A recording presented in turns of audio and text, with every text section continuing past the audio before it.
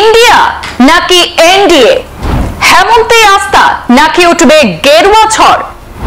ঝাড়খণ্ডে প্রথম দফায় 43 আসনে ভোট গ্রহণ সম্পন্ন হলো আজ। 683 জন প্রার্থীর ভাগ্য নির্ধারণ করলেন ঝাড়খণ্ডবাসী। সকাল 7টা থেকে শুরু হয়ে ভোট গ্রহণ চলে বিকেল 5টা পর্যন্ত। প্রথম দফায় 15,344 ভোট কেন্দ্রে ভোট গ্রহণ চলে ঝাড়খণ্ডে। বিকেল 5টা পর্যন্ত প্রথম দফায় ভোট পড়ল প্রায় 65%। প্রায় নির্বিঘ্নে মিটল ঝাড়খণ্ডের প্রথম দফার নির্বাচন। ছোটখাটো কিছু বিক্ষিপ্ত ঘটনার খবর পাওয়া গেছে, তবে বলতে গেলে নির্বিঘ্নেই ঘটেছে। ঝাড়খণ্ডে কি এবার পালাবদল ঘটবে, নাকি বিরোধী জোট ইন্ডিয়া কি ঝাড়খণ্ডে মসনদ নিজেদের দখলে রাখতে পারবে, না বিজেপি নেতৃত্বাধীন এনডিএ সরকার গড়বে? সেই প্রশ্নগুলির উত্তর মিলবে আগামী 23 নভেম্বর। তার আগে আজ বুধবার ঝাড়খণ্ডে প্রথম দফার ভোট গ্রহণ অনুষ্ঠিত হয়েছে। মোট 81 আসনের ঝাড়খণ্ডে প্রথম দফায় আজ 43টি বিধানসভা আসনে ভাগ্য পরীক্ষা হলো 683 জন প্রার্থীর। বিকেল 5টা পর্যন্ত প্রথম দফায় ভোট পড়ল প্রায় 65%। শেষ পর্যন্ত এই ভোটের হার আরো খানিকটা বাড়তে পারে বলে মনে করা হচ্ছে।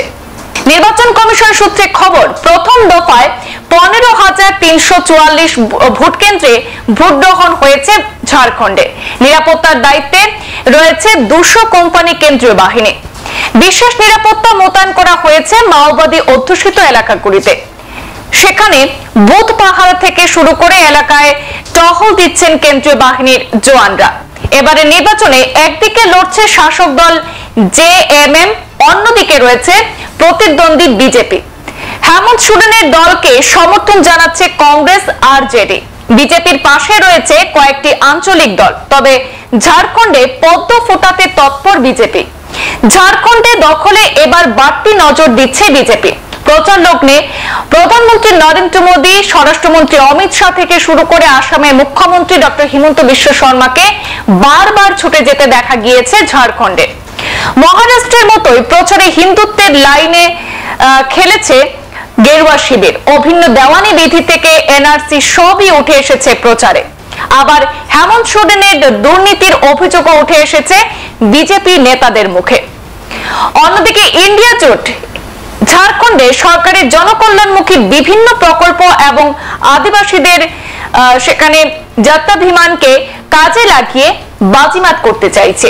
প্রথম দফার ভোটে গুরুত্বপূর্ণ প্রার্থীদের মধ্যে রয়েছেন প্রাক্তন মুখ্যমন্ত্রী চম্পাই সোরেন, তার ছেলে বাবুলাল সোরেন, প্রাক্তন মুখ্যমন্ত্রী মধু কোড়ার স্ত্রী গীতা কোড়া, অর্জুন মুন্ডার স্ত্রী মীরা মুন্ডা। বিরোধীদের গুরুত্বপূর্ণ প্রার্থীদের মধ্যে রয়েছেন দুই মন্ত্রী বান্না গুপ্তা, প্রাক্তন আইএএস অজয় কুমার এবং মন্ত্রী সুখরাম ওরাও। তবে ঝাড়খণ্ড এবার কার দখলে যাবে, কার হাতে রাজ্যের দায়িত্বভার ছাড়বে জনগণ, তার এসিড টেস্ট ছিল আজ। দ্বিতীয় দফার ভোট গ্রহণ হবে আগামী 20 নভেম্বর। ভোটের ফল প্রকাশ পাবে আগামী 23 নভেম্বর। সংবাদ এ পর্যন্তই, ফিরছি পরবর্তী অন্যান্য আপডেট নিয়ে। ধন্যবাদ।